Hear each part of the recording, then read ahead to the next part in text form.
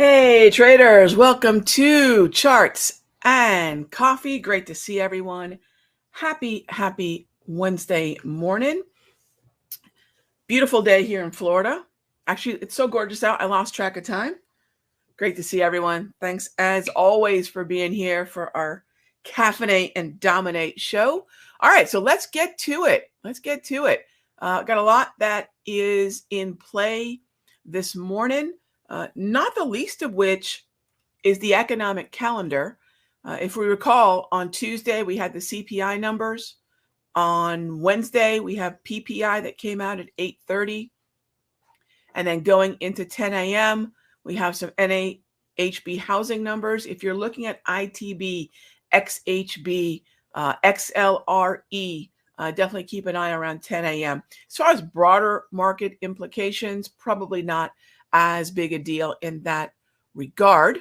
All right, so moving then, I did want to show everyone a couple things, and I've got TradingView on the brain a little bit, so I wanted to show everyone a couple things on TradingView. Not in any way because I'm suggesting you have to go subscribe. I don't know these folks. I've just been a subscriber personally for many years, and a lot of folks do come to me and they ask me, "Hey, Rog, in terms of, if I don't use TOS, or maybe I've got a brokerage like Interactive Broker or whatever, and I want the indicators you use." Of course, most of our indicators are available on two platforms, Thinkorswim primarily, and then everything I offer is also available on TradingView. Now, there's two reasons for this, and this has very much been something I've been talking a lot about, which is reliance on this thing right on the phone. And TradingView charts look the same on my phone as they do on my desktop. The alerts are very good. The alerts can tell me when, for example, Exxon reaches a certain price that I can then buy whatever option. My alert comes up that way. I don't execute my trades, however, through TradingView. This is just a charting platform, and I'll use this for price alerts. So what I wanted to show everybody here is the trading panel real quick, and then we'll get to the questions. Because I've been getting a lot of questions about, Rog, I don't necessarily use Thinkorswim, or what are other tools that you use? I'm not always going to be at my desk. What do I do? And that's when I say the phone and TradingView, for me personally, especially when I'm traveling, has been a lifesaver. All right. So for example, if you're using only TradingView for stocks and ETFs, you're going to be using the BATS exchange, which is fine for that. But if you're going to start to go into Forex, right, what I'm going to do is I'm going to connect my TradingView to my, and I'm not going to do this on the screen here. Let me move this over, but I'm going to connect my TradingView to my TradeStation account. So let me just do this here because, no need to do this on camera. All right, so I'm going to log in. So it says, welcome back, log into your TradeStation account. And there we go. So once I log in, let me show you now. All right, so once I log in, take a peek. At the very bottom, you'll see TradeStation. So now I'm getting a live data feed for futures. And when I pull up the S&P or the NASDAQ futures and Q, I'm getting the current data. All right. So really important if you're going to be gauging short-term timeframes on or day trading, or just want actual real-time futures data. Anyways, I just want to make sure I cover that for a few minutes. And then notice I've got my HPMRs and my DPMRs and my sector slow stow and my multi-trend and my Darvis all running here. The other reason I wanted to bring this up, gang, is because there are a number of free indicators that I've made available on this particular platform, really easy to access. All right, if you want to check out my grab candles, my wave, my Darvis 2.0, go to indicators in TradingView and search simpler. And you'll see there are a number of indicators that do not have a little lock next to them. Those are indicators that I've made available free. So if you want to check out, Rog, what's propulsion? What are grab candles? Why are your colors color coded?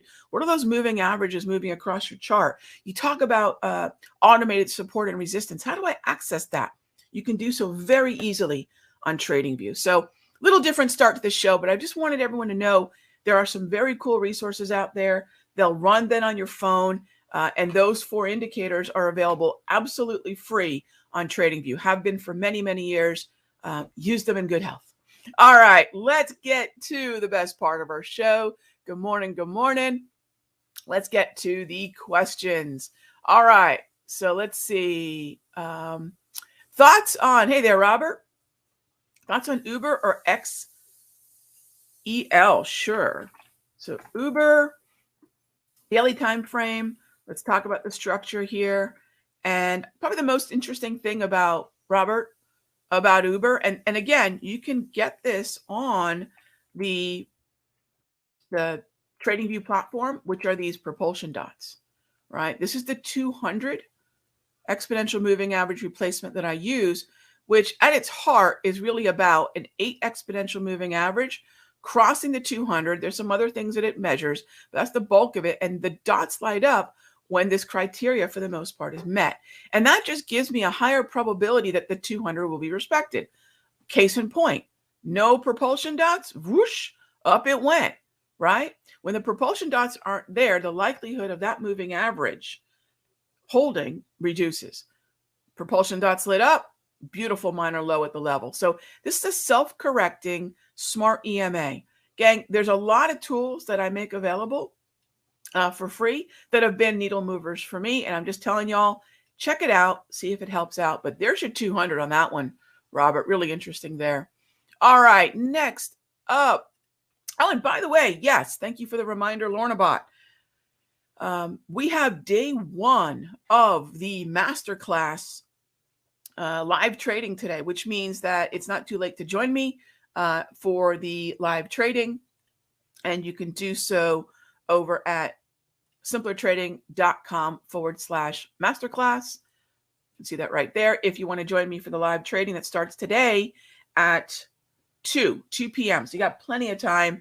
5 hours from now, we're going to start getting into live short-term swings, live setups for short-term swings. We've actually had about 4 of them.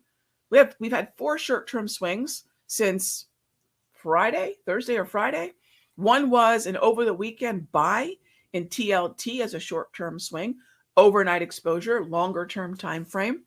We've been in Apple as a short-term swing.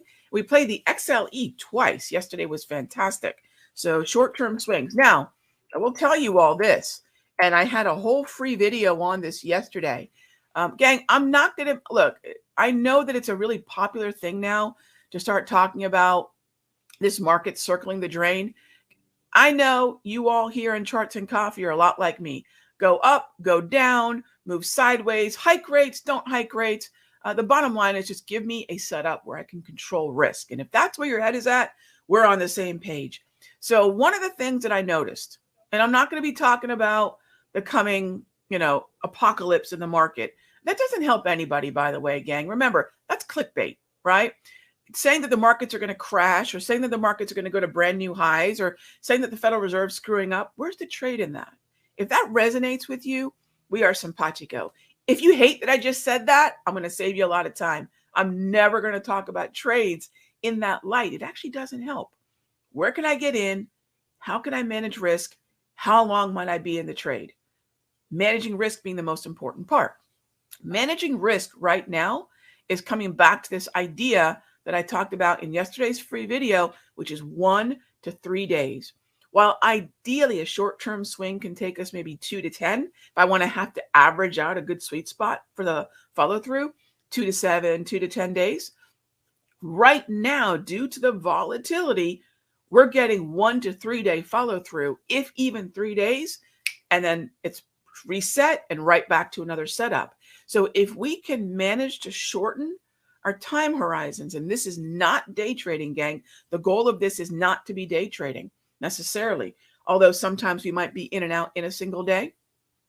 The goal is, hey, can we take a little bit longer follow through and slow the markets down? Like a great athlete. What do great athletes always say after a performance? They say, the game slowed down for me. I think there's a lot of value for us in that thinking when it comes to dealing with the current market environment. How do I slow this thing down, right? All right, next up. So 1 to 3 days, keep that in mind. All right. Hey there, Jet Jockey. How are you? Good morning. I wanted to take a moment to express how much I'm enjoying the DPMR training and Sector Secrets Mastery Access. Jet Jockey, I'm so glad you're learning. I hope that you're earning too, right? Those are my favorite two combinations. That's the best. That's the fries and ketchup, isn't it? So I'm so pleased that the DPMRs are resonating. We're starting live trading today, so I really appreciate that. The hands-on experience that this class provides has truly exceeded my expectation. Oh, you're making my day. And I'm incredibly grateful for your efforts and sharing your expertise. Jet Jockey, thank you so much. And I've got to give a huge shout out to the Lorna bot for making this indicator as great as it is. This is an algo, this is a process that I've had for many, many, many years, but she's just tightened it up. The data is spot on. And I got to give a huge shout out to Trish, who put that slide deck together for the class. So thank you. It never happens on my own. I got a lot of people making me look really good. All right. Thank you, Jet Jockey. All right. GLD. Let's talk about GLD. But before we get there, Stephen, we've got to talk about GC. Now, remember, if I'm using GC futures on TradingView, and this is what we're using right now, I'm going to make a point to use this platform a whole lot more than just always going to toss. Please make sure if you're using futures that you've linked up to a brokerage who's giving you access to CME or CBOT or whatever it is that symbol trades on. Otherwise, it's delayed, right? Anyway, what's happening with gold? Well, to look at gold in this environment, Jet Jockey, remember, gold is actually not a flight to safety. Bonds are, though. Bonds are a flight to safety. I need to get my glasses adjusted. Bonds are a flight to safety. And the bond yield, the nominal yield of a bond, minus the rate of inflation is what we call the real yield or the real interest rate. And when you have a real yield or the real interest rate, what you've got is this chasm between the two that when it narrows, gold goes up. When it widens, gold goes down. Well, if bond futures are heading higher, right? If bond futures are heading higher, meaning TLT will also open stronger. That means the nominal yield of a bond is less, and that distance between the yield and the inflation rate, which is far more steady, is narrower. Whoop, there goes gold to the upside. So that's why I recommend to traders, if you're looking at gold, ideally gold and bonds are moving in the same direction. If gold is moving higher, then the next question is, what's the underlying environment that it's moving higher in? Gold is potentially becoming overbought, not because it's gone up, it's because it's sideways. And in a sideways range, we find the upper and lower edge of the range. Then we take a look at the bottom here. That's my sector slow stow. It's a slow stochastic. And now that sector's up near the high. Gang, I have yet to find an indicator that can handle chop as well as, and write this down, all right? 80 overbought, 20 oversold, 21K, 3D. Put a slow stochastic on your screen. Listen to me now. Thank me later. That is just going to work really well in a chop, which means we want to have a mechanical way of understanding whether or not we're trending higher, lower, or sideways. So please remember, use a slow stow in a sideways market. We're overbought. So be very careful on that one with gold. When it comes to silver, let's go take a look at silver futures, right? So before I get to GLD or the SLV, I need to see what's happening with GC futures and SI futures. SI is interesting. It just crossed the 200. It too is now neutral, but it's been in a downtrend. I'm probably a little bit more bearish on silver than I would be gold, but I'm looking at possibly some topping here because these are not trends, right? These are not uptrends, at least on the daily. But let's do this. Let's say you're thinking to yourself, Rog, I'd really like to take advantage of silver to the long side. Do we have a trend anywhere? We do on the 1 hour. Rog, I'd really like to take advantage of this movement, this momentum in gold to the upside. We have been transitioning in and out of an uptrend since the 10th of this month. And it looks like here, as we start the 15th, the March 15 here, we're trying to get back into that uptrend. The uptrend opens the door to more confident bullish directional bias. I can buy the DPMRs. I can buy the mean reversions to the 34 EMA wave, aka buy the dip. So it may not be the daily time frame that's giving me the structure that allows me to buy the dip.